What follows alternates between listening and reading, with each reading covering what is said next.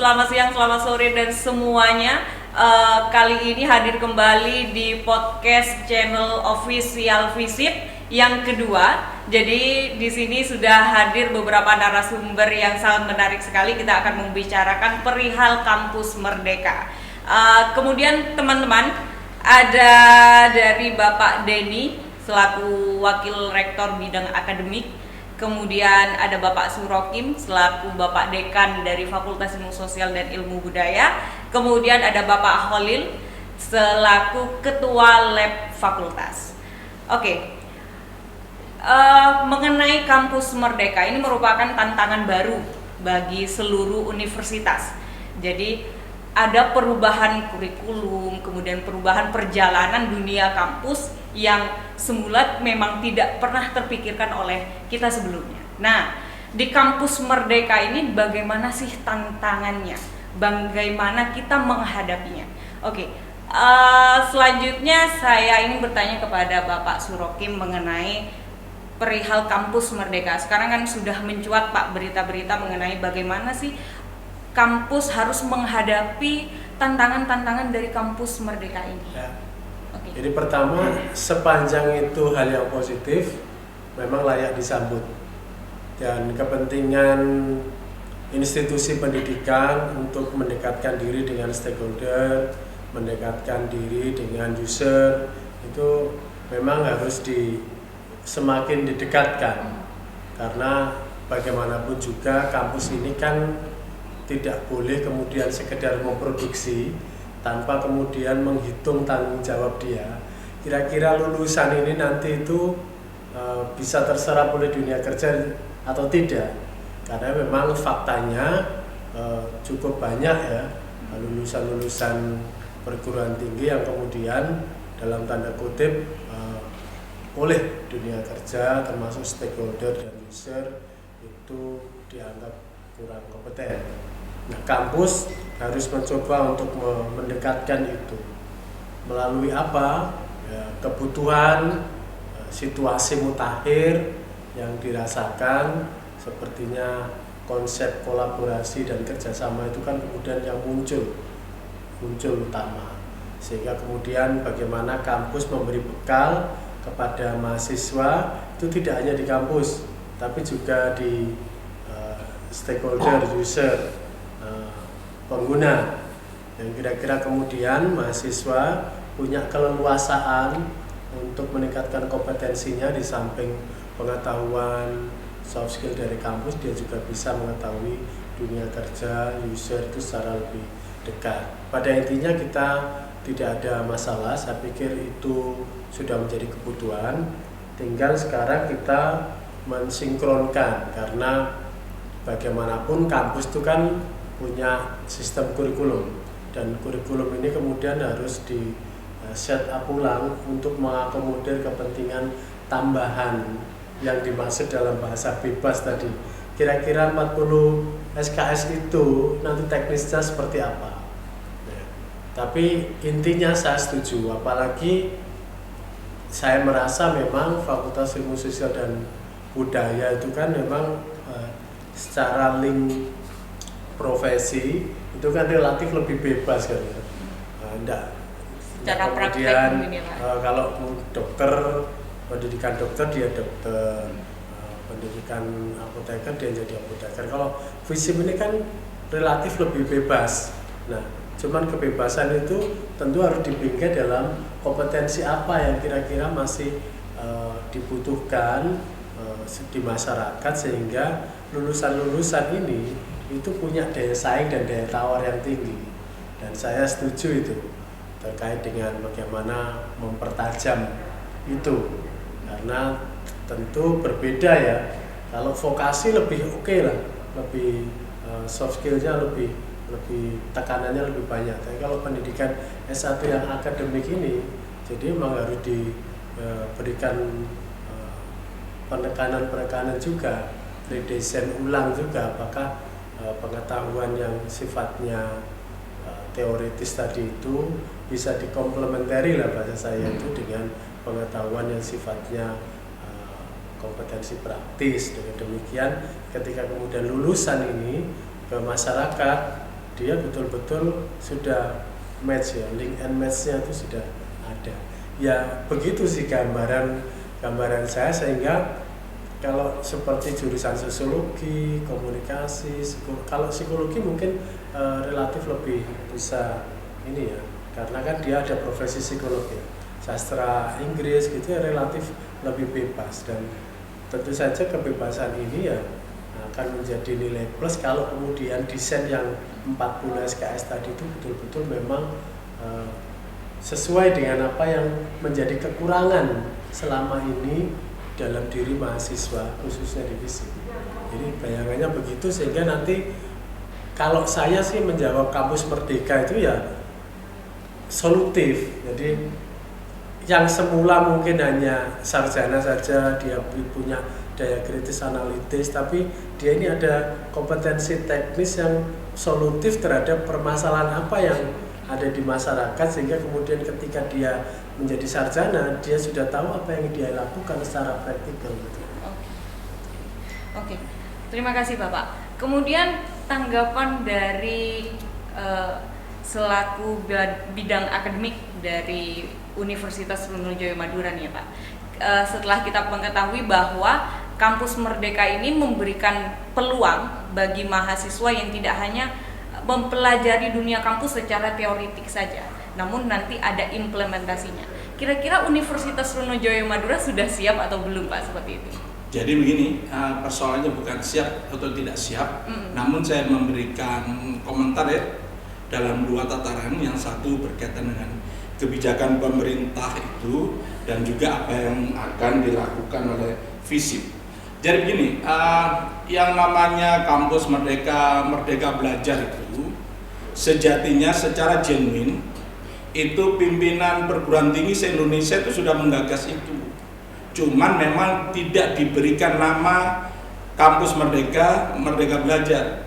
Tapi fokus dari tujuan dari kegiatan itu adalah bagaimana orang dengan kuliah di tempat lain itu memperluas cakrawala pandangnya, daripada dia harus di kampusnya sendiri. Dengan dia keluar, maka dia akan mendapatkan wawasan tambahan yang luar biasa, ya kan? Jadi banyak orang yang tadinya biasa-biasa saja di daerahnya, pada saat dia bekerja, mempunyai kesempatan untuk bekerja di ibu kota misalnya, dia datang kembali ke desanya, wawasannya luar biasa, di atas rata-rata orang di sana. Nah, jadi pada saat itu pikiran kita adalah dua, mempererat NKR ini. Yang kedua adalah memberikan wawasan yang luar biasa kepada student agar dia memahami apa yang ada di tempat lain. Ini luar biasa. Nah, hanya saja kenapa sekarang gaungnya luar biasa ya, karena memang sudah menjadi kebijakan menteri, sudah menjadi political will, political backup, dan kita harus melaksanakan sehingga gaungnya ini menjadi-jadi. Nah, hal yang perlu diperhatikan secara nasional, kita juga harus berhati-hati dengan kampus Merdeka Belajar. Intinya begini, kalau kita berbicara prodi, anggap saja prodi, salah satu prodi di FISIP karena ini komunikasi, pastikan bahwa sekian SKS di dalam prodi ilmu komunikasi ini memberikan jaminan garansi kepada mahasiswa bahwa dia akan memiliki kompetensi utama, kompetensi wajib, dan kompetensi pendukung. Ini harus clear di kurikulumnya. Persoalan kurikulum mata kuliah tertentu dia ngambil di prodi lain di internal fakultas, di internal universitas maupun eksternal fakultas, itu persoalan teknis di mana dia mengambil mata kuliah. Tetapi harus dipastikan bahwa mahasiswa ilmu komunikasi FISIP UTM harus mempunyai kompetensi ini dan teruji dengan profil lulusan. Learning outcome-nya harus tercapai, baik learning outcome mata kuliah maupun learning outcome ini prodi ya, kurikulum. Itu harus dipastikan dulu, baru berdiskusi dengan prodi lain, internal universitas maupun eksternal fakultas, bisa nggak kita student exchange nih? mahasiswa kita mengambil di sana. Artinya ya kembali lagi pada persoalan menambah horizon pemikiran tadi. Nah ini ya persoalannya menjadi carut marut jikalau internal kita belum mampu mendefinisikan kompetensi utama, kompetensi pendukung yang harus dimiliki oleh mahasiswa UTM. Tahu-tahu kita harus bebas belajar keluar, tetapi dengan mata kuliah yang tidak menunjang kompetensi ini. Lah terus dia keluar itu dia dapat kompetensi apa? Jadi taruhannya adalah dia mengambil sesuatu mata kuliah yang merupakan salah satu batu penyangga untuk kompetensinya. Lah kalau mata kuliah ini tidak ada kaitannya dengan kompetensi, dibuat apa? Wasting time, menghabiskan waktu ke tempat lain, tapi dia tidak ada kontribusi positif terhadap kompetensinya. Ini harus dipikirkan, sehingga batang tubuh kurikulum IKOM itu harus konkret, baru bekerja sama dengan tempat lain. Kalau saya mengambil ini di mana ya? Ayo kita tuker-tukeran. Nah, itu persoalan. Belum lagi persoalan yang teknis. Karena sekarang sistem online harus memastikan bahwa kode mata kuliah harus sama. Kalau mbaknya ngambil mata kuliah X kodenya A, yang lain mata kuliah X kodenya B, nggak bisa itu di record. Dengan harus sesuai. Iya dong. Nama mata kuliah pun harus sama, kode mata kuliah pun harus sama. Kalaupun tidak sama, minimal table kontennya harus mirip, sehingga kompetensi tadi terjaga. Kalau ini tidak, wasting time, kata orang Jawa, muspro, sia-sia. Ini ya, ini. Nah, itu diskusi kita di level nasional. Nah, di level kita, maka dengan tadi yang disampaikan Pak Dekan, ya berarti saya sepakat redesign kurikulum itu menjadi kewajiban yang paling utama.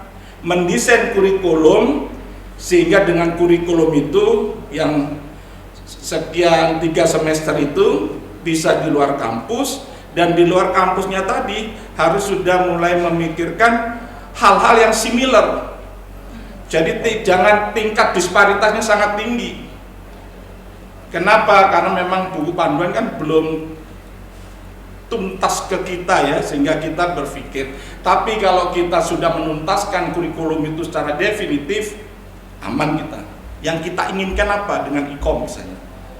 Kalau kita nggak jelas apa yang kita inginkan dengan IKOM, nanti ngambil mata kuliah di tempat lain juga ngawur-ngawur. Misalnya IKOM itu butuh kemampuan berkomunikasi secara lisan, juga berkomunikasi secara tulis. Ya belajar ke prodi-prodi yang memang hebat di membuat narasi-narasi. Kalau dia prodi-prodi teknik informatika luput. Jadi itu hal-hal yang saya pikir penting. Nah, di internal kita juga memang perlu berhati-hati begini. Pada saat kita berbicara ada kegiatan praktikal ya, kalau praktikum di kampus it's okay. Tapi begitu kegiatan-kegiatan lapang, PKL, magang, bla bla bla. Pertanyaan kita sederhana. Ilmu komunikasi berapa mahasiswanya? Kurang lebih 400 sampai 500 orang. Anggap saja dalam 4 tahun mereka akan PKL, ya kan? Dibagi 4 berarti ada 125 orang. 125 orang perangkatan ini mau PKL. Di mana tempat PKL yang kita ada? Kalau kita berbicara institusi formal, mana sih ada orang yang mau diganggu dengan PKL kita? Paling juga disuruh fotokopi, suruh beli teh anget. Jadi pengayaan keilmuan nggak ada. Sama dengan mahasiswa hukum juga magang di beberapa institusi penegak hukum, nggak dapat apa-apa. Nggak mungkin mereka ikut penyidikan, itu nggak mungkin kan, mesti di luar-luar itulah. Nah, itu yang perlu dipikirkan, sehingga kalau memang bekerja sama dengan institusi formal itu nggak mungkin karena terbatas, apalagi situasi pandemi ini.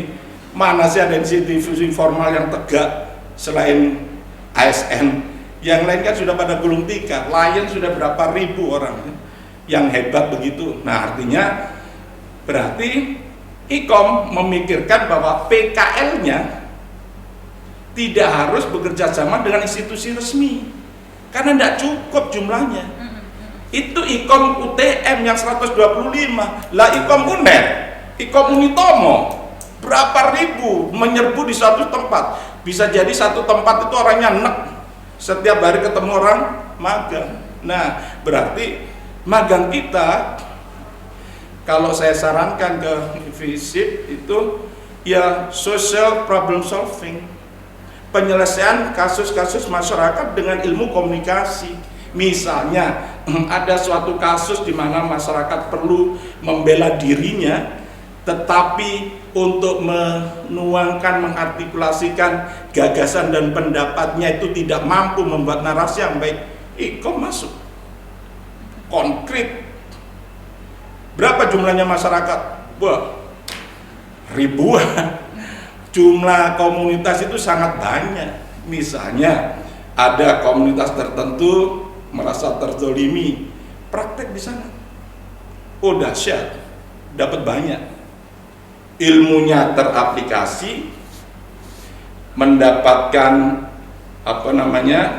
soft skill ya. Soft skillnya jalan semua nih. Berkomunikasi yang baik, itu kan soft skill.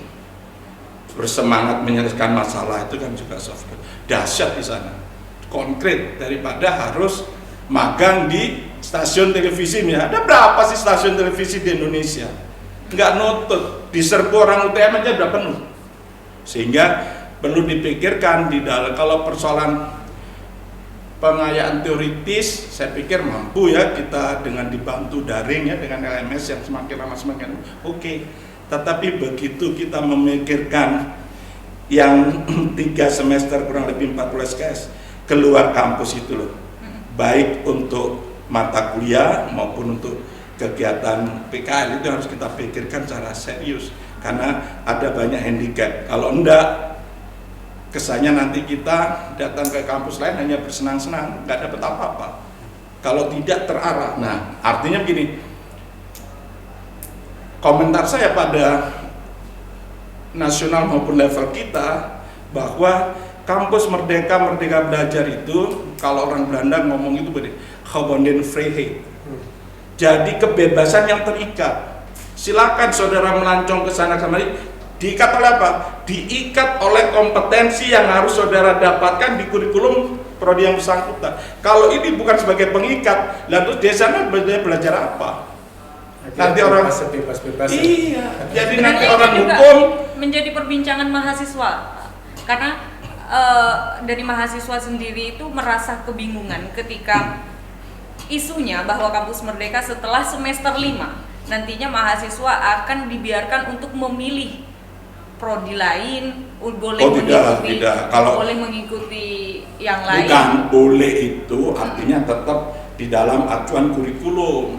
Misalnya kurikulumnya tetap kan misalnya 140 keluar ya. Jadi 40 itu sudah tertata rapi, A, B, C, D sudah definitif. Lah mereka memang bebasnya tuh di situ mengambil, memang tidak harus di prodinya sendiri. Gitu kan? Misalnya hukum bisnis syariah. Kalau dia belajar ilmu hukum yang sekuler, nggak perlu dia mengadakan sendiri. Tinggal koordinasi dengan fakultas hukum yang memang kita mengajarkan itu, dan dosennya tersedia dengan cukup seperti itu. Tapi bukan lantas kok saya seneng ini, nggak bisa. Tidak ada kata-kata kok saya seneng ini, nggak ada, karena semuanya harus masuk dalam pattern yang namanya kurikulum itu, sehingga kebebasan mereka itu tertuang secara komprehensif di dalam kurikulum. Iya, itu aja. Jadi bebas yang diikat oleh kompetensi utama. Itu bahasanya. Bebas tapi diarahkan ke kompetensi. Ya. Jadi kebebasan tadi menunjang bagaimana dia bisa mencapai kompetensi yang diinginkan oleh profil lulusan dan learning outcome prodi. Dan ada yang menarik ya soal tadi, mungkin bahasanya Pak Denny kan learning outcomes ya, yang tadi bahasa kita yang fisik tadi solutif. Jadi seringkali kan apa yang dipelajari mahasiswa di kampus itu kan tidak membumi dengan lingkungannya. Tapi kalau tadi Pak Denny mengatakan problem solving, artinya mahasiswa itu kemudian mendapatkan pengetahuan dan benefit dari problem-problem di masyarakat, kemudian dia memecahkan masalah itu kemudian menjadi kompetensinya dia. Nah, itu multiplier efeknya tinggi loh. Tidak hanya kampus diakui oleh lingkungannya, tapi juga mahasiswa ini betul-betul konkret memberi kontribusi. Dan itu efeknya apa? Kampus akan betul-betul menjadi solusi. Semisal begini, mahasiswa komunikasi dalam konteks bagaimana gugus tugas adalah di level desa atau level kecamatan sekarang ini lagi kemudian tidak punya panduan apa-apa. Anak komunikasi datang ke sana, kemudian memberi roadmap gitu, caranya komunikasi publik itu harus pakai apa, pelibatan ibu-ibu, buku saku dan lain-lain. Itu tidak akan bisa tercover di level makro, pasti itu. Di level nasional mungkin provinsi gitu, tapi di level desa-desa ini. Nah, kalau kemudian Fakultas Ilmu Sosial dan Ilmu Budaya itu masuk ke sana itu dan bisa memberi solusi, lalu mahasiswa konkret mendapatkan kompetensi atas problem solving tadi itu kan luar biasa ya, hebat. Taruhlah seperti contoh kemarin ya, desa-desa kita itu kan menggelembung, desa-desa kita yang tertinggal. Terus kemudian desa yang menengah juga tidak begitu banyak, desa yang maju apalagi lebih kecil lagi.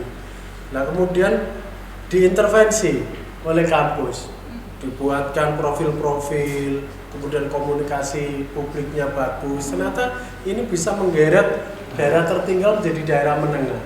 Nah, coba hal-hal begitu itu kalau kemudian bisa menjadi satu paket dalam konteks kita memperbaiki kurikulum, keren dong. Lalu Pak Caleb punya tanggung jawab untuk itu. Tidak hanya mengintroduksi profil pedesaan yang tertinggal tadi menggeret menjadi desa berkembang gitu. Dan itu nanti kalau seandainya teman-teman punya pengalaman yang baik, dan sekarang ini kan desa kecamatan kan juga relatif butuh banyak SDM. Ya, akhirnya siapa yang diingat memberi kontribusi ya akan diberi peluang kan gitu. Oke, ada pertanyaan yang menarik nih Pak, bahwa ketika kampus Merdeka memang memberikan peluang kepada mahasiswa untuk lebih terjun kepada masyarakat, terutama untuk divisip atau lebih kepada mengenal dunia kerja lebih jauh dan sebagainya. Kemudian tadi sempat disinggung mengenai vokasi. Nah, lalu nanti apa bedanya ketika Fakultas Ilmu Sosial dan Budaya yang arahnya memang strata, apa bedanya dengan fakultas atau prodi yang arahnya ke vokasi? Ya. Sebenarnya kan itu dipilah dalam rangka untuk memberi titik tekan. Sebenarnya pendidikan ini kan ya satu ya, penguatan pendidikan karakter plus kompetensi. Nah, selama ini memang kelemahannya kalau vokasi kuat ya di praktikal gitu. Dan S1 itu kompetensi nambah ya, ada capaian pembelajaran di mana dia ditambahi ilmu kritisnya itu. Jadi sebenarnya ini tidak bisa dipilah-pilah begitu. Yang penting apa? Yang penting perguruan tinggi ini betul-betul tidak memiliki gap yang jauh gitu. Makanya kemudian konsep base laboratory learning perannya Pak Kholil di sana betul-betul sentral menurut saya. Kira-kira anak-anak ini setelah dari problem solving tadi lalu masuk ke labnya Pak Kholil, itu dia bisa memberi solusi apa, kan gitu ya Pak ya? Sehingga kemudian fungsional labnya Pak Kholil ini. Taruhlah memproduksi company profile atau profil desa berbasiskan media YouTube, Facebook, gini-gini. Nah, itu mereka kembali ke lab untuk kemudian memberi solusi. Nah, nanti dipraktikkan ke masyarakat. Itu Bapak Kholil itu. Oke. Nah, ini dari tadi sudah disempil-sempil nih Pak. Menjadi tantangan besar untuk lab gitu Pak. Dari lab fakultas menjadi tantangan besar ketika memang lab saat ini kan memang sudah ada lab sosiologi ya Pak ya, lab komunikasi yang dari ada televisi juga, ada radio juga. Nah, di situ menjadi tantangan besar ketika memang akan dilaksanakan kampus merdeka dengan problem solvingnya gitu. Ya. Nah, bagaimana dari arah laboratorium? Yang menarik dari yang saya baca dari kebijakan Mas Menteri, Mas Menteri, Mas Nadiem Makarim, yang unik adalah ketika beliau berpikir out of the box. Artinya konsep kampus merdeka belajar. Jadi konsep ini tentunya membahasakan bahasa kementerian ini ke dalam bahasa universitas, sehingga dalam bahasa universitas itu agak beragam. Bagaimana mereka yang sedianya siap, mungkin sebagai ada mereka yang universitas satker, ada yang udah berbasis BNN, mereka ada yang siap, ada yang tidak. Nah, bahasa-bahasa yang dibahasakan dalam bahasa Mas Menteri kepada bahasa universitas ini memang tantangan. Gitu. Tantangannya kenapa? Karena ketika dalam kebijakan policy menteri ini ke dalam ke universitas, ketika dalam universitas memberikan policy kepada fakultas dan fakultas ini kepada prodi-prodinya, ini menariknya adalah ketika kalau melihat dari background kementerian ya, di mana kementerian ini dipimpin oleh seorang yang pendidikannya memang biasa di luar, ya. Mereka pindah-pindah dari universitas yang mereka ada di luaran, terus ditambah lagi dengan background entrepreneur. Saya melihat dari kenapa background Mas Menteri ini entrepreneur, dia pegang Gojek. Di sini dari dulu saya udah pernah berpikir ya pentingnya jiwa entrepreneur dalam kampus ini, sehingga dibahasakan bahasa entrepreneur ini kemandirian. Jadi kemandirian diri, bagaimana mereka dihadapkan sebuah tantangan, diletakkan di beberapa tempat, itu mereka siap. Nah, ketika kesiapan itu tentunya tidak hanya sekedar modal nekat tadi, tapi mereka juga harus punya basic. Basic tadi itu juga ada beberapa bahasan-bahasan, istilahnya bahasa-bahasa teoritis, ada bahasa-bahasa praktis. Kalau kita hanya sekedar modal-modal teoritis, kadang-kadang di dunia kerja, ya tadi dibilang ada stakeholder dan user. Itu kadang-kadang kita mahasiswa itu ketika masuk ke dalam dunia realita yang ada, the real of the jungle gitu, ketika terjun ke masyarakat, dia bingung mau ngapain dengan ini gitu. Sehingga mereka itu akhirnya tersisihkan, karena hanya kalau di masyarakat kalau bicara tentang teori saja itu mereka tidak akan masuk gitu. Tapi kalau kita punya konsep, punya kerja, punya kinerja praktis, ditambah dengan ilmu-ilmu yang sudah terukur, itu kita ke masyarakat itu nanti masyarakat bisa terarah gitu. Oh, betul-betul orang ini telah membumi. Soalnya tidak hanya melangit secara keilmuan, tapi juga membumi secara sosial. Dalam sosial ini dalam artian bisa dunia praktis, bisa dunia teoritis yang dibahasakan bahasa langit ke dalam bahasa buminya. Sehingga mahasiswa itu bisa eksis di lapangan. Nah, ketika mahasiswa itu eksis di lapangan, tentunya diharapkan adalah bagaimana mahasiswa itu bisa eksis. Soalnya dunia sekarang ini kan kebijakan dari Mas Menteri ini, bagaimana nanti mahasiswa ini, kenapa kok dituntut untuk tadi belajar lintas antar ilmu, ini kan yang linear tentunya. Terus selain itu bahkan ada tuntutan, mereka dituntut untuk ngambil berapa semester di luar, ya, untuk istilahnya memberikan tuntutan terhadap stakeholder atau user gitu, terutamanya user. Seandainya user ini maunya model begini, itu mereka test case dulu. Oh, seperti ini. Makanya kebanyakan kan mahasiswa itu kan kalau ada yang magang itu, mereka yang cocok dengan user, itu mereka langsung diminta jangan berhenti dulu, magang dulu sampai nambah berapa bulan. Itu artinya ada animo user untuk menginginkan yang seperti ini. Tapi kalau mereka yang tidak siap, ya sudah, cepat laporan aja gitu.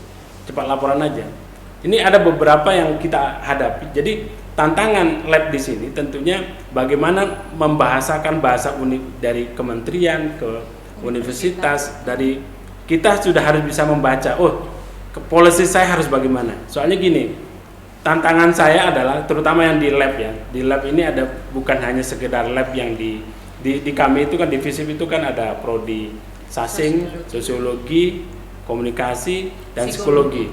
Semua punya lab masing-masing. Dari bagaimana mereka punya konsep, ya, terutama sekarang ini kan punya konsep, terus konsep itu kalau tidak dibuatkan, tidak diinformasikan, tidak dipraktiskan, mereka tidak akan bisa bergerak gitu. Hanya sekedar wacana dalam pemikiran. Tapi ketika dibenturkan dengan kenyataan, semacam kayak kita ngeklik Windows ya, klik start gitu, habis itu klik program, habis itu klik Microsoft Word. Ketika ada trouble, dia tidak bisa bypass, tidak bisa langsung shortcut gitu. Padahal kita bisa memunculkan shortcut di icon itu di desktop itu, tinggal langsung double klik langsung muncul. Artinya tidak harus start menu, program, Microsoft Word. Artinya bagaimana step-step itu bisa dikurangi gitu. Bisa dikurangi dari yang step ini, kita bisa langsung shortcut menggunakan icon. Artinya begini, kinerja ini bagaimana bahasa-bahasa lab, bahasa-bahasa praktis itu bisa dibahasakan ke bahasa-bahasa lapangan.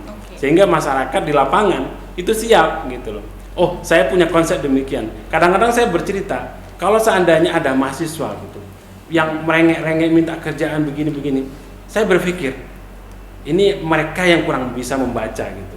Seandainya kita membaca dari ilmu yang praktis yang kita ini, kita bisa hidup kok gitu.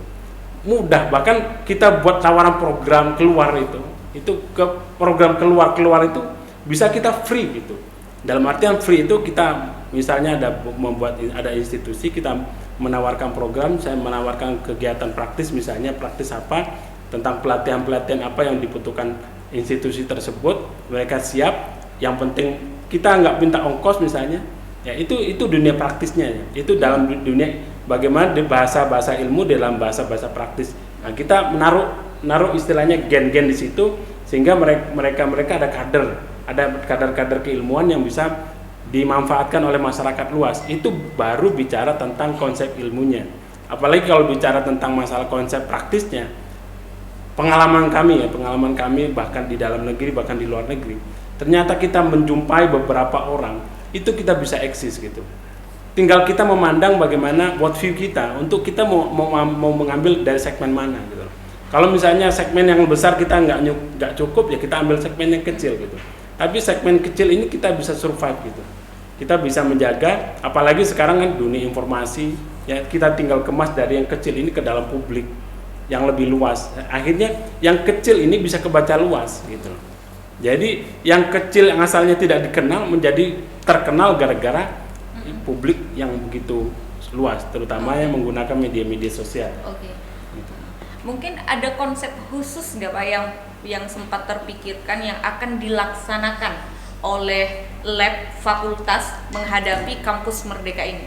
Adakah konsep khusus dari Fakultas Ilmu Sosial dan Ilmu Budaya dari labnya? Kalau lab khusus ya, sekarang ini ada beberapa mekanisme praktis gitu. Ada beberapa mekanisme praktis yang kita sudah beberapa konsep. Jadi misalnya di sini ada empat prodi. Jadi dari prodi itu menyiapkan beberapa lab-labnya masing-masing sesuai dengan kapasitas dan kapabilitas masing-masing. Contoh misalnya komunikasi itu memiliki ada lab teater, ada lab audio yang dirupakan dalam bentuk radio, ya. Terus ada fotografi dan ada beberapa lab teater dan yang lain.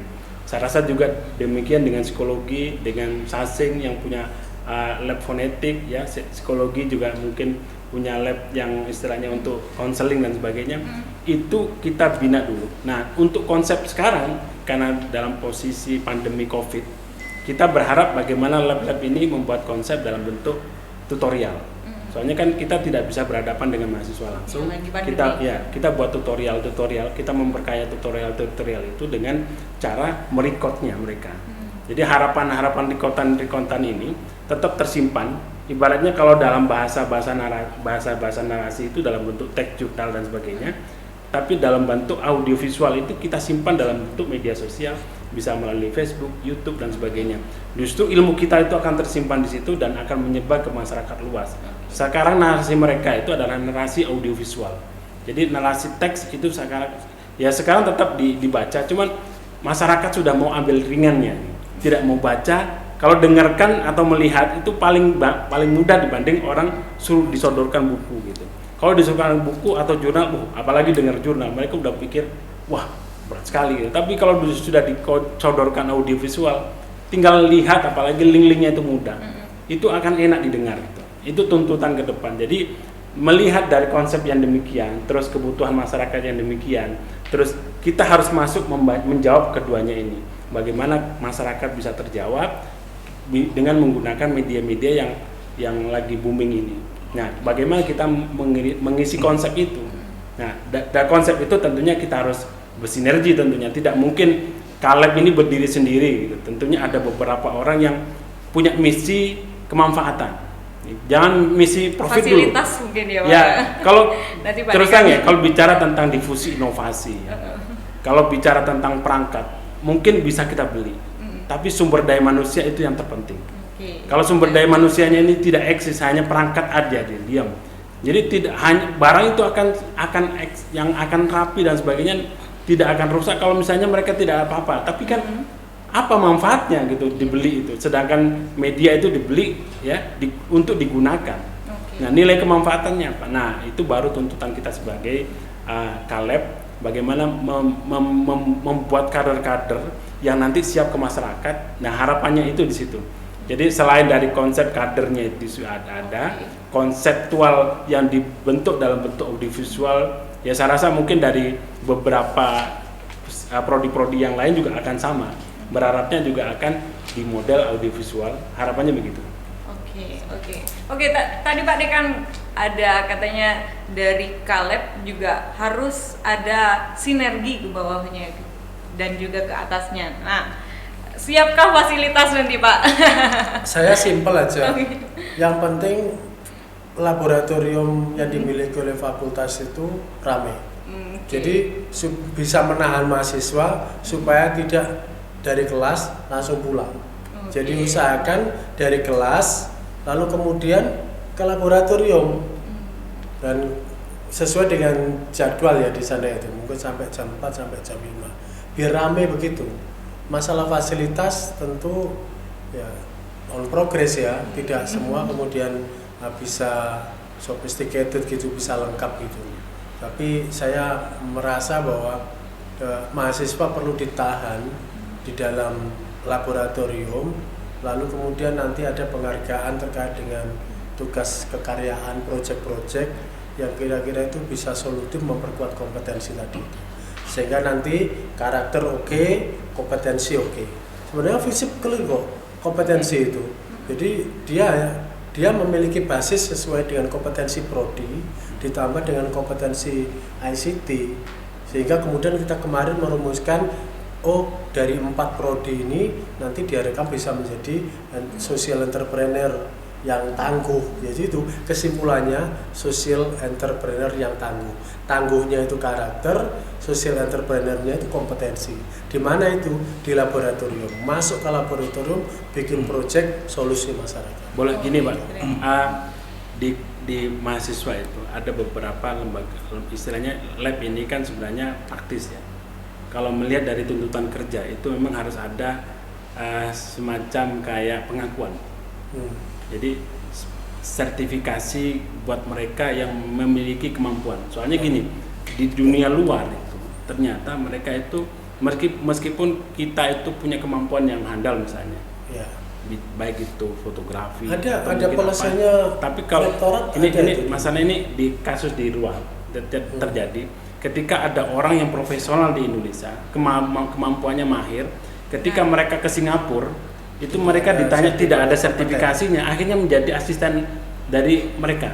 Pak Warik sudah ya, jadi begini, Mas, saya nyambung saja ya, kalau berkaitan dengan sertifikasi kompetensi, ya pastikan saja bahwa kompetensi itu merupakan salah satu kompetensi yang harus dicapai oleh mahasiswa dalam konteks profil lulusan dan learning outcome-nya.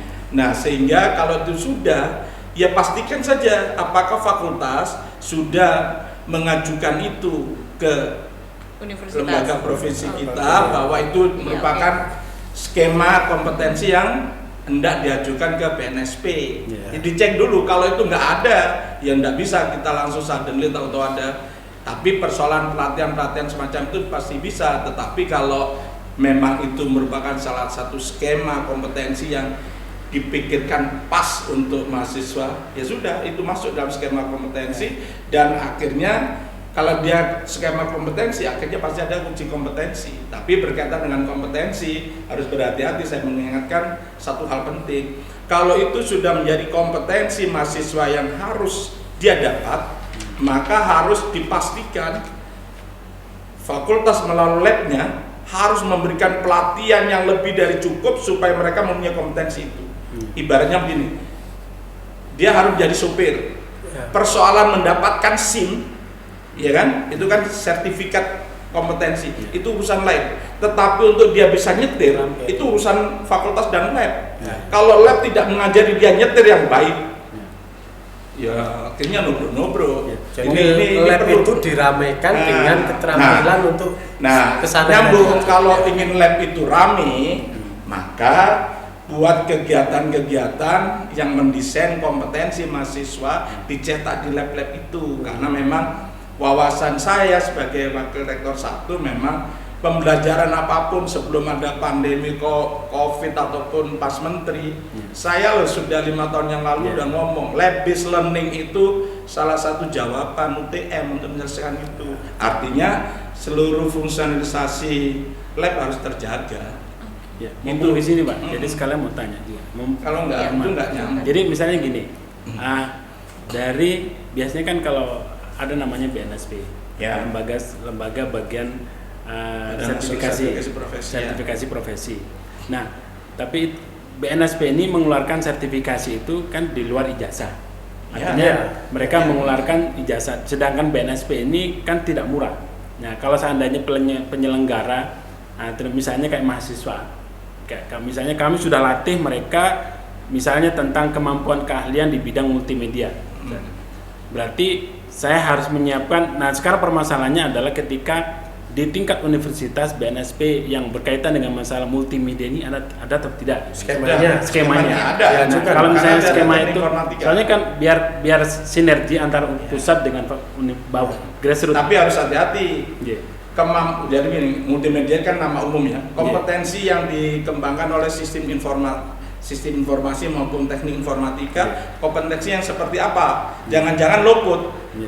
Jangan-jangan nama umumnya, nama genusnya memang multimedia, tetapi keterampilan khususnya beda juga. Ngapain kita menggali sumur kalau kita tidak harus menggali sumur? Jadi harus berhati-hati. Jadi skema kompetensi itu harus pas, Pak. Jadi orang-orang IKOM menginginkan itu, skema kompetensinya yaitu yang diajukan ke BNSP.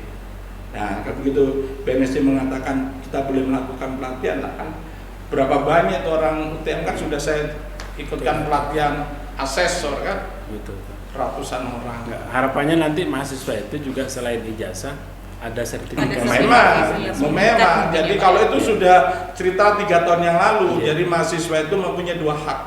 Haknya mempunyai 2, 1 ijazah dan tetek bengeknya termasuk transkrip, yang 1 kan SKPI, surat keterangan pengganti ijazah. Kami sebagai lab kan harus paham alurnya itu. SKPI itu di dalamnya itu berisikan sertifikat kompetensi. Oke.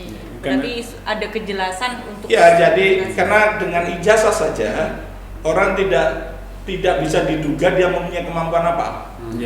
Kan cuma nama mata kuliah. Ini lulus. Transkripnya cuma nambah mata kuliah, tapi kalau dengan SKPI dia mempunyai sertifikat kompetensi A, B, C, D, dia sudah menduga orang ini mempunyai kompetensi ini. Bahkan di luar negeri yang dilihat itu sertifikat kompetensinya dulu baru jasa. Saya melihat ikhtiar yang sudah dilakukan ya di level di policy universitas, sebenarnya kan sudah cukup progresif ya kita ya. Di saat perguruan tinggi lain mungkin dulu belum menyiapkan soal uji kompetensi LSP, kita juga sudah bergerak ke sana. Tapi memang sesuatu yang berubah dari zona aman menjadi zona zona umum, menjadi zona progresif itu memang itu tidak hanya persoalan, ada persoalan kultur, ada persoalan struktur. Strukturnya dipercepat oleh beliau-beliau ini. Tinggal sekarang ini gimana akselerasi di kultur itu.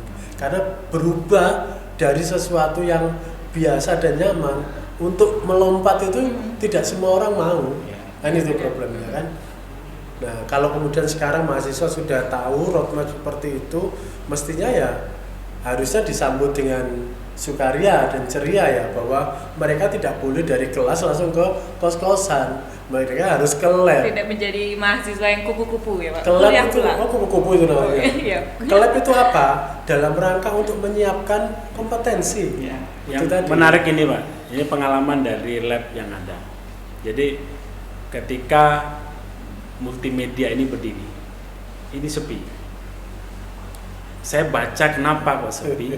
Ternyata di situ, padahal ini alatnya canggih Pak. Alatnya canggih, ada iMac, ada PC. Ternyata setelah saya membaca, setelah saya masuk, saya membaca kenapa kok sepi, kenapa kok sepi. Padahal ini canggih nih. Sayang apa yang nggak mahasiswa yang nggak bisa memanfaatkan, atau memang tidak ada difusi inovasi kepada mereka. Justru Ternyata kalau di pemikiran mahasiswa karena kesulitan akses untuk menggunakan Pak. pertama itu juga mungkin ya. Yang kedua adalah ketika saya mendapatkan, ketika mereka udah masuk ke sini, keluar itu saya tanya satu, kenapa? Pakai Mac Pak. Terus satunya PC-nya pakai Linux Pak. Terus saya bisanya pakai Windows Pak.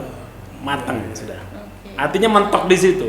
Jadi lab ini jadi sepi karena hanya keterbatasan keilmuan mereka. Artinya berarti sumber daya manusianya yang harus dikembangkan. Di luar sana itu tuntutannya bukan Windows, bukan hanya Windows gitu. Ada Linux, ada Mac, ada beberapa basis OS yang harus dipersiapkan. Kalian itu nggak harus belajar siap dari Windows saja gitu. Repotnya kan kalau kita hanya dibawa ke tiap Windows, ini matang sudah, selesai sudah, nggak bisa apa-apa di luar.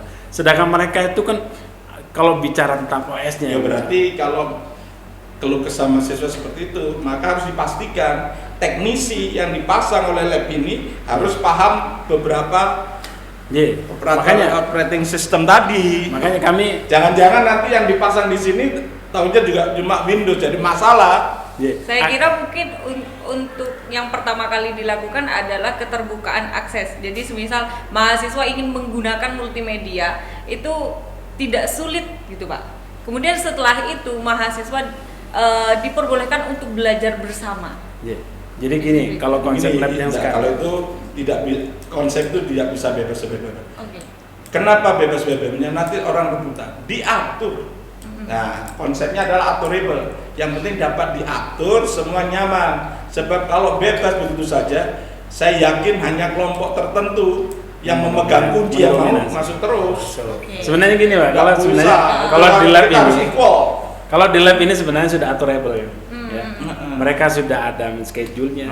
Prodi itu sudah ditentukan. Prodi ini hari Rabu, misalnya. Prodi ini hari Kamis. Itu ada. Jadi sebenarnya kami itu Pak sudah menyiapkan yang mereka yang magang itu untuk duduk di sana. Jadi kalau misalnya ada yang mereka menggunakan, silakan untuk prodi ini absen dulu di sana, ya. Ada yang menjaga, nanti silakan dipergunakan dari jam kantor dari pagi sampai sore. Silakan dipergunakan. Tapi itu memang tidak dimanfaatkan. Jadi bukan berarti tidak atur akses sudah dibuka, mungkin mereka belum memahami atau enggak, tapi kan sudah ada. Tapi begitu dibebaskan, yakinlah kebebasan yang tanpa batas jelek. Cuman gini, akhirnya kami merasa bahwasanya ada tanggung jawab moral yang sebagai kaleb di sini. Ada bagaimana nanti saya ingin mengkader dulu. Jadi saya tidak langsung ke mahasiswa, langsung ke membuat kader. Beberapa orang itu saya kader tentang penggunaan Mac, tentang penggunaan beberapa aplikasi. Kan bisa dimanfaatkan ini teman-teman. Sangat bisa. Yang sudah bisa kan akhirnya anggap saja menjadi asisten. Kalau di tempat lain teknik itu asisten dosen atau asisten praktikum, kalau di boleh ilmu sosial boleh karena nanti ada PLP. Memang sebelum pandemi itu Pak, kami sudah berpikir nanti sudah akan diukur, sudah beberapa dikontaki untuk dijadikan kader. Tapi ketika sudah pandemi langsung lockdown, selesai sudah. Bukan selesai, maksudnya depending. Sudah ngumpul-ngumpul di sini, ini berarti mereka nyaman dan mau. Ya, insya Allah dalam kedepan kalau ini tidak berkenan dengan dunia begini, nyangkruknya di depan itu, di warung-warung sampai. Harapannya ini mainan baru. Ya, mainan baru yang gunakan alat-alat seperti yang ada di sini itu tidak hanya untuk belajar, bahkan untuk produktif menunjang hidup, tidak apa-apa. Taruhlah anak-anak itu dokumentasi video manten, mau pre-wedding, itu yang diambil profesional, lalu kemudian mahasiswa berlatih di dalamnya, Pak, saya memanfaatkan, it's okay, tidak ada masalah, itu kompetensi. Harus paham, yang namanya alat-alat ini kan punya lifetime dan rentan pada kerusakan, sehingga kalau memanfaatkan harus bertanggung jawab. Jangan lantas karena dibebaskan, wis tak kerja mungkin ya, diambil untungnya dong, jepret-jepret di luar, sini yang rusak. Kita hidup itu harus seimbang saja. Jadi hak dan kewajiban. Kalau kita hak dan kewajiban equal, proporsional, insya Allah kita selamat. Oke. Mengenai kampus Merdeka lagi, selanjutnya ini karena diskusi kita sangat menarik gitu ya Pak. Saya minta closing statement-nya saja. Kemudian saya silahkan kepada Bapak Denny untuk menyampaikan closing. Kalau saya begini, karena kampus Merdeka Belajar ini kan fokus, salah satu stakeholder yang menjadi focusing kebijakan ini kan mahasiswa. Artinya mahasiswa sejak dini itu di dalam pikiran pemerintah itu mereka diharapkan mampu berbuat banyak. Artinya mumpung kamu mahasiswa, segeralah turun ke masyarakat yang membutuhkan sing-sing lengan bajumu, sehingga mereka banyak berkiprah. Nah, untuk dapat berkiprah itu, maka yang konvensional itu memang KKN. Tetapi saya minta di FISIP ini, IKOM ini harus ada apapun namanya ya, ada kegiatan yang namanya pengabdian mahasiswa pada masyarakat di luar KKN. Dan itu bisa dikerjakan satu fakultas. Nah, sehingga konsep desa binaan, komunitas binaan itu hidup lagi. Sehingga itu tidak one shot.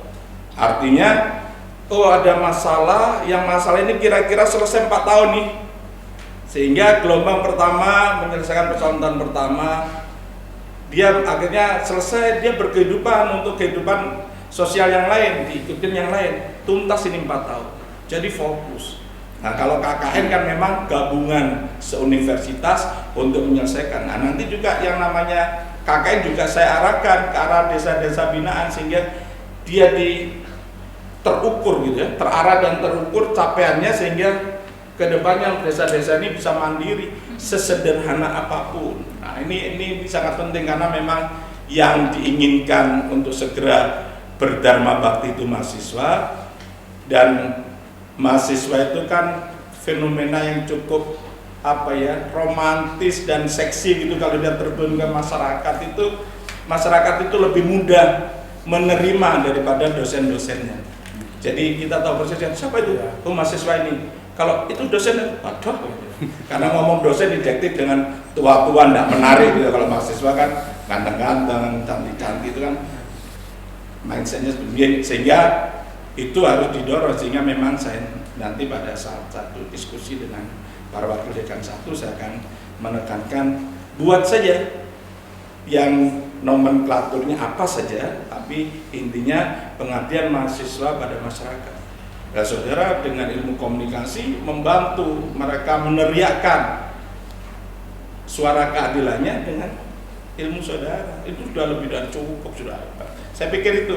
Oke, terima kasih Bapak Denny atas waktunya. Kemudian dilanjut dengan closing statement dari Bapak Dekan Fakultas Ilmu Sosial dan Ilmu Budaya. Silahkan Pak Surogi. Ya, sederhananya pendidikan yang hendak dikembangkan ini karakter, ya, karakter sudah ditentukan apik oleh universitas itu, yang diterjemahkan oleh FISIP ini menjadi tangguh gitu ya. Lalu kemudian kompetensi.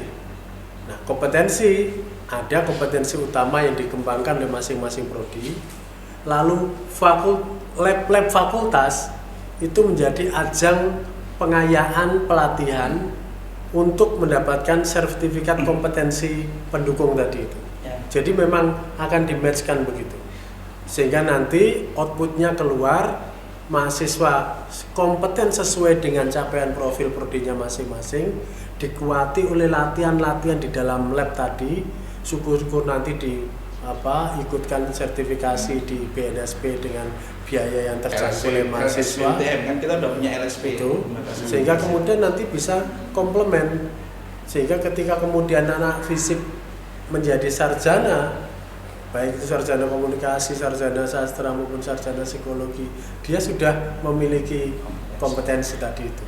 Dan mungkin itu tugas lab untuk kemudian menggait anak-anak itu supaya apa? Mau berlatih dengan bekal profil lulusan tadi itu. Oh, saya di komunikasi, saya ingin menambah keterampilan di bidang fotografi, maka lab fotografi dia harus menjadi ajang latihan mereka ketika kemudian itu disertifikasi oleh BNSP kompeten anak ini. Siapa penghasil kompeten itu? Laboratorium fotografi. Nah, begitu maksudnya. Oke, terima kasih Bapak Surokim. Selanjutnya dilanjut dengan closing statement dari Bapak Holil. Ya, kalau mengingat dari kampus Merdeka Belajar, kita tahu bahwasanya mahasiswa adalah minoritas intelektual di kalangan masyarakat. Ya. Nah, karena minoritas intelektual di kalangan masyarakat, perlu diingat bahwasanya mahasiswa itu punya jargon agent of social change. Dosen itu punya tuturi handayani. Nah, di situ bagaimana mensinergikan antara tuturi handayani dengan agent of social change-nya mahasiswa. Harapannya di masyarakat itu mereka bisa terjun, ya, the real of the jungle-nya itu masyarakat, dan mereka siap. Saya harus berbuat apa? Saya harus memetakan apa? Saya mau apa yang saya kerjakan? Ketika mereka sudah memahami itu, mereka akan siap. Jadi tidak merengek-rengek lagi ke masyarakat, tapi kita sudah memberikan kontribusi yang bermanfaat kepada masyarakat. Itu harapan kita. Mungkin ini ke depan yang bisa kita harapkan realisasinya. Tentunya ini yang kita harapkan. Oke. Terima kasih atas waktunya kepada Bapak Denny, kemudian Bapak Surokim dan Pak Holil. Ini adalah podcast yang sangat luar biasa karena kami membincangkan perihal tentang kampus Merdeka. Kemudian jangan lupa untuk mahasiswa tetap semangat dan tetap berkreasi, berinovasi dengan jalan yang seharusnya kita memang laksanakan selaku mahasiswa. Mungkin seperti itu dari saya. Terima kasih atas waktunya Bapak. Terima kasih. Dari saya Ruli Aprilia. Wassalamualaikum warahmatullahi wabarakatuh. Waalaikumsalam.